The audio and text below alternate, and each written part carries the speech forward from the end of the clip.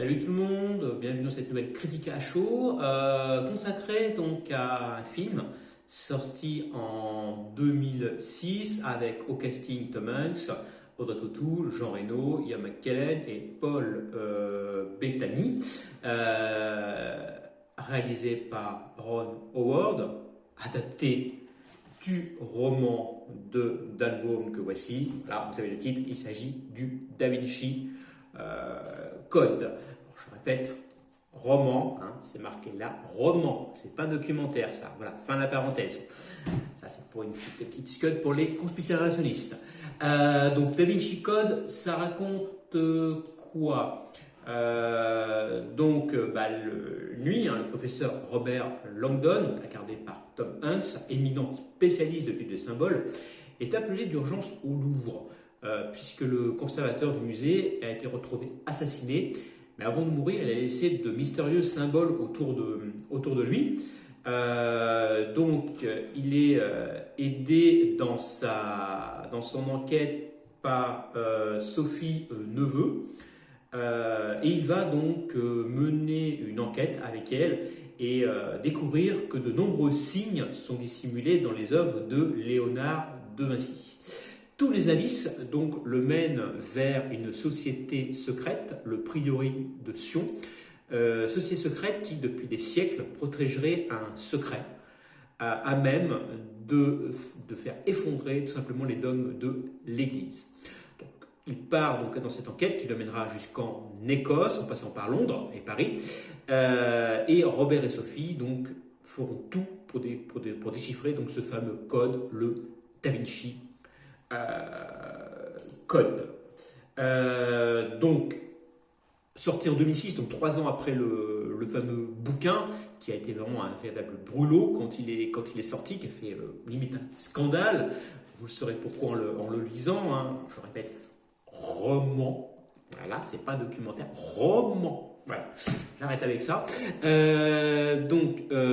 la version donc, hollywoodienne de ce film, que j'attendais également quand le film est sorti, puisque j'avais apprécié vraiment le bouquin, donc je voulais savoir ce qu'ils allaient en faire, ce que Ron Howard, qui est un très bon réalisateur, hein, faut pas se mentir, allait en faire.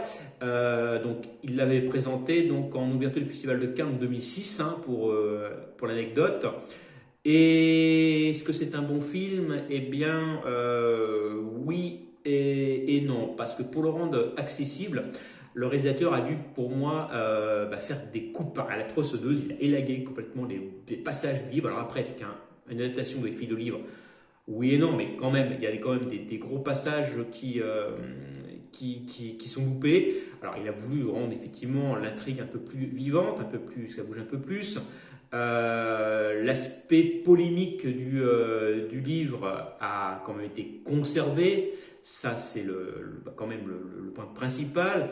Mais seuls les grands principes donc, de la théorie sont évoqués. Il n'y a pas donc tout ce qui est développement autour qu'on peut retrouver dans le bouquin. Alors, tout s'imbrique parfaitement dans le film, comme les pièces d'un puzzle. Les indices de la chasse au trésor sont par contre un peu trop simplifiés comparé au roman. Et par ce choix de narration indispensable pour tenir sur la durée, le film dure 2h30, et bien Ron Howard loupe le coche, tout simplement. Loupe le coche et tout simplement ce film est un petit peu pour moi une déception pour son côté narratif, pour ses qualités techniques. Alors après c'est travaillé, hein, c'est quand même un très bon film avec une très belle photographie, une très belle musique signée Alzheimer. Mais déjà on va commencer par le couple Tom Hanks Audrey Tautou qui ne fonctionne absolument pas. Par contre Jean Reno est excellent dans son rôle de flic, hein, à noter. Et puis on se retrouve avec un film sur lequel on aurait pu faire mieux. Voilà, c'est pas un mauvais film, c'est pas un bon film, c'est peut faire mieux, tout simplement ce film. Alors, il y a des points positifs, hein. Ça reste quand même un film sympathique à regarder, qui s'adresse donc à un large public. C'était fait à mon avis c'est pour ça qu'on a fait des coupes à mon avis dans l'intrigue du bouquin. Il y a de l'action quand même, il y a de l'action. Mais mais voilà, ça pas, là, ça y est pas, le coche n'y est pas. Voilà, la copie pour moi est un petit peu ratée. Donc pour moi, Da Vinci Code, c'est un peu comme c'est un thriller sympathique, hein, assez bien réussi, ma foi, assez bien réussi, mais voilà, qui manque le coche. Voilà, donc c'est pour ça que je mettrais j'aime un peu sur Captain Watch, et niveau note, eh ben, je lui mettrai pas plus de 6 sur 10. Donc je vous invite à le regarder sur Da Vinci Code, il passe ce soir, donc à la TNT, donc n'hésitez pas à le regarder si vous ne l'avez pas vu, puis il est facilement trouvable en DVD. Le bouquin, si vous intéresse également, est encore facilement trouvable. Alors moi, je vous conseille la trilogie, hein. La trilogie Robert Langdon, donc composée de Da Vinci Code, de Anges et démons et de Inferno. Tous les trois adaptés au cinéma, alors plus ou moins bien réussis également, mais les bouquins sont franchement superbes. Si vous adorez lire, si vous adorez les petites intrigues, les romans qui se basent un peu sur la conspiration, on va dire, parce que voilà, le bouquin en fait il a fait ça fait un scandale parce qu'il remet pas mal de choses en cause dans notre monde. Alors ça a été débunké, hein, puis quand je vous dis c'est un roman, voilà, ça a été débunké, l'histoire a été débunkée, mais